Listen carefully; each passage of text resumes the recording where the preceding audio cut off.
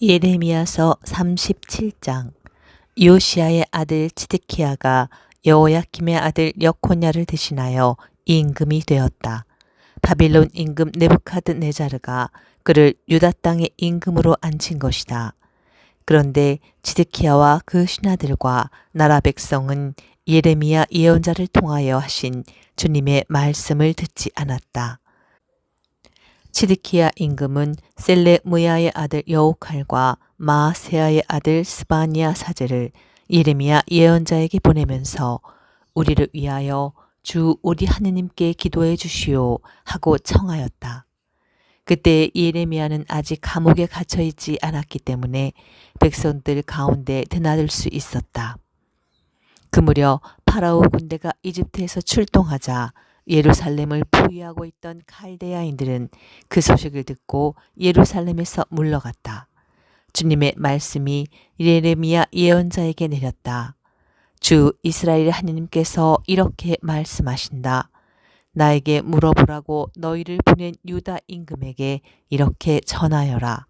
너희를 도우러 출동한 파라오의 군대는 제 나라 이집트로 돌아갈 것이다. 그러면 칼데아인들은 다시 돌아와 이 도성을 공격하여 점령하고 불태울 것이다. 주님께서 이렇게 말씀하신다.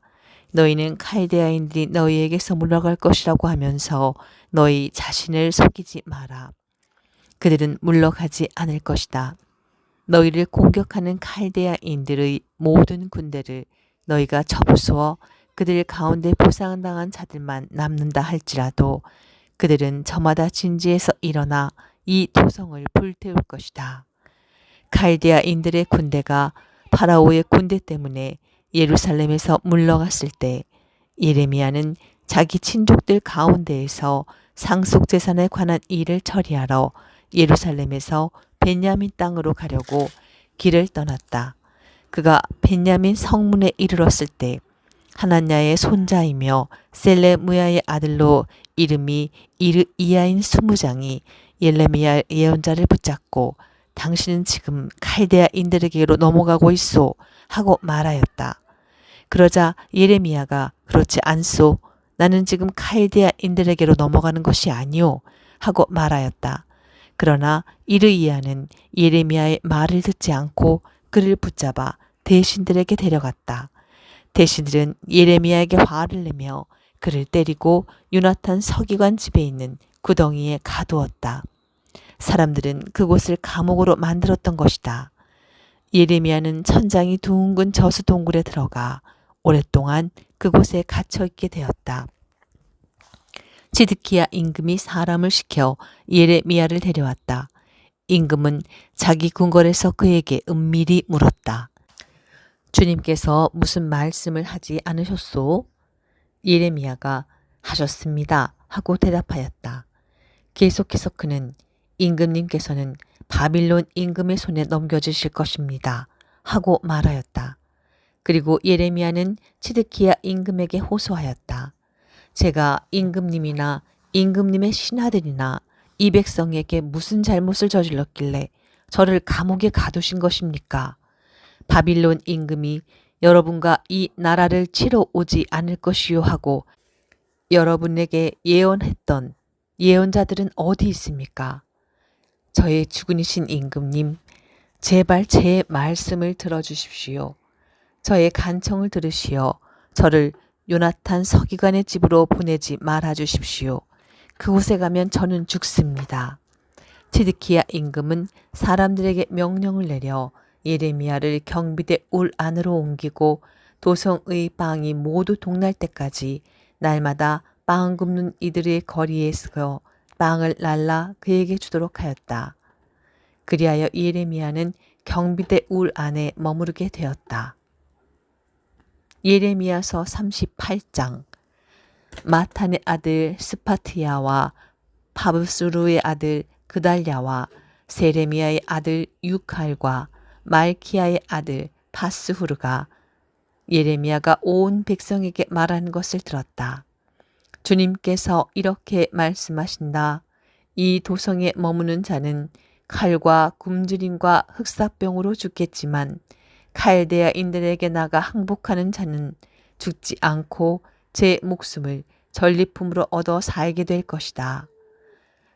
이 도성은 반드시 바빌론 임금의 군대에게 넘어가 점령당할 것이다. 그러자 대신들이 임금에게 말하였다.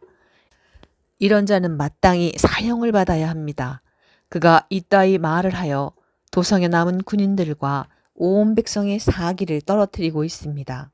사실 이 자는 이 백성의 안녕이 아니라 오히려 재앙을 구하고 있습니다.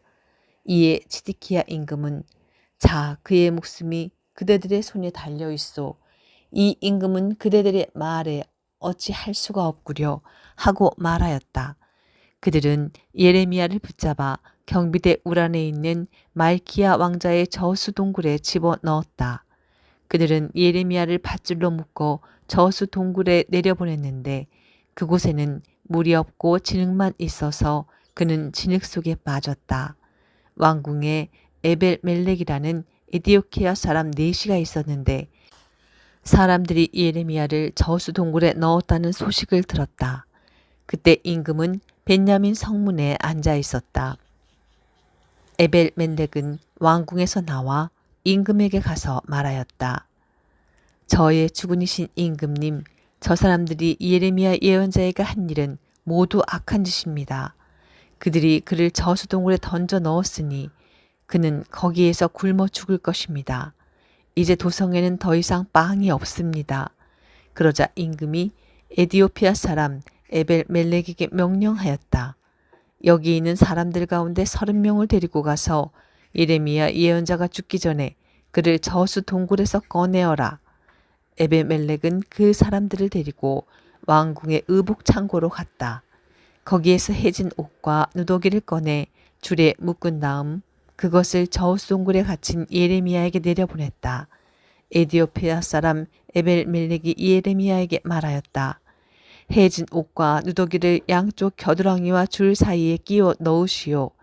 예레미야가 그대로 하자 그들은 줄을 당겨 예레미야를 저수동굴 밖으로 끌어올렸다. 그 뒤 예레미야는 경비대 우란에 머물렀다. 치드키야는 예레미야 예언자를 주님의 집 셋째 입구로 데려오게 하였다. 임금이 예레미야에게 말하였다. 내가 그대에게 한 가지 묻겠으니 무엇이든 나에게 숨기지 마시오. 예레미야가 치드키야에게 대답하였다. 제가 임금께 사실대로 아뢰면 임금께서는 반드시 저를 죽이실 것이고 제가 임금께 조언을 드린다고 해도 임금께서 제 말을 들으실 리가 없습니다. 그러자 치드키야 임금은 예레미야에게 은밀히 이런 맹세를 하였다. 우리에게 목숨을 주신 주님께서 살아계시는 한 내가 그대를 죽이지도 않고 그대의 목숨을 노리는 자들 손에 넘기지도 않을 것이요. 예레미야가 치드키야에게 말하였다.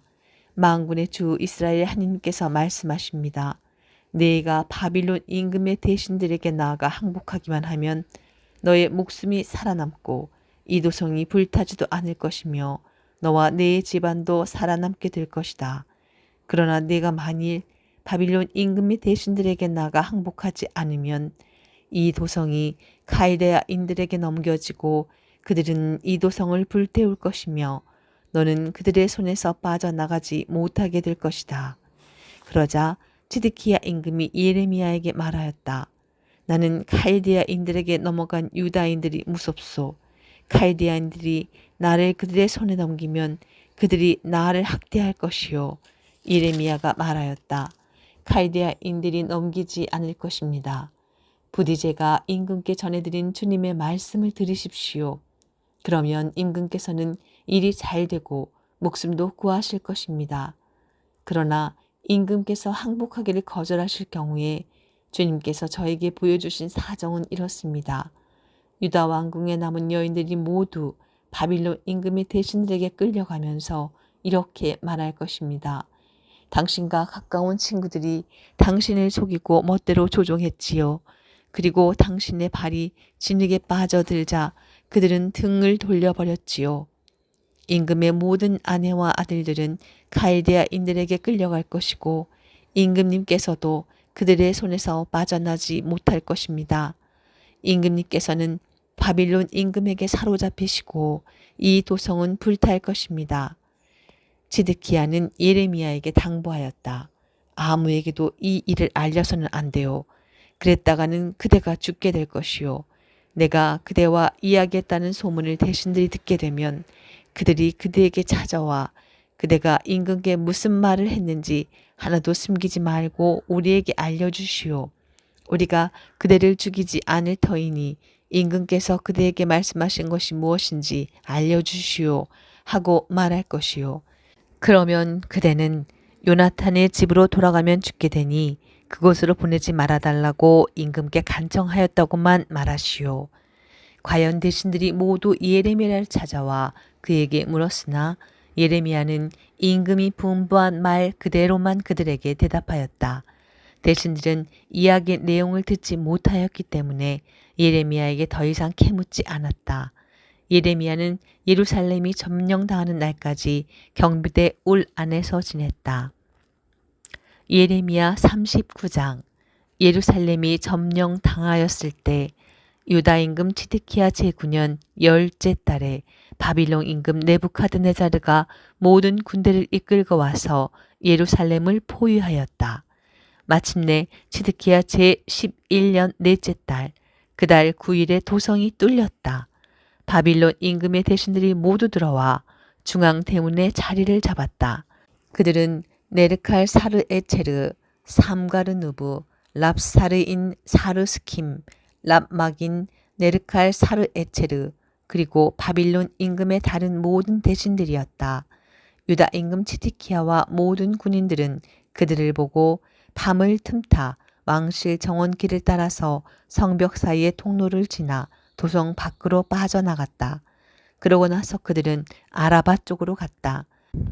그러나 칼데아 군대는 그들을 뒤쫓아가 예리코 벌판에서 치드키야를 사로잡았다. 그들이 그를 끌고 하맛 땅 라블라에 있는 바빌론 임금 네부카드네자르에게 데려오자 네부카드네자르는 그에게 판결을 내렸다. 바빌론 임금은 리블라에서 치드키야가 지켜보는 가운데 그의 아들들을 살해하였다. 바빌론 임금은 유다의 귀족들도 모두 살해하였다. 그런 다음 그는 치드키야의 두 눈을 뽑고 청동 사슬로 묶고 그를 바빌론으로 끌고 갔다. 칼데아인들은 왕궁과 민가를 불태우고 예루살렘의 성벽을 허물렀다. 느부자르드 아단 친위대장은 도성에 남아있는 백성과 자기에게 넘어온 자들과 그 밖에 남은 백성을 바빌론으로 잡아갔다. 그러나 이때 느부자르 아단 친위대장은 가진 것 없는 일부 가난한 백성에게는 포도원과 밭을 주어 유다 땅에 남겨놓았다. 바빌론 임금 네부카드네자르는 예레미야를 두고 느부라자르 아단 친위대장에게 이런 명령을 내렸다. 그를 데려가 잘 보살펴 주어라. 그를 조금도 해쳐서는 안 된다. 그가 말하는 것은 무엇이나 그에게 해 주어라. 느부자르 아단 친위대장은 랍사르인 느부자르 반과 람막인 네르칼 사르에체르와 그 밖의 바빌론 임금의 모든 고관을 보내어 경비대 우란에서 예레미야를 데려다 사판의 손자이며 아키암의 아들인 그달리아에게 맡겨 그를 집으로 돌려보냈다. 그리하여 예레미야는 백성들 가운데서 살 수 있게 되었다. 예레미야가 아직 경비대 우란에 갇혀 있을 때에 주님의 말씀이 그에게 내렸다. 에디오키아 사람 에벨멜렉에게 가서 말하여라. 만군의 주 이스라엘의 하나님께서 이렇게 말씀하신다. 이 도성에 복이 아니라 재앙을 내리겠다고 한 나의 말을 이제 내가 이루겠다.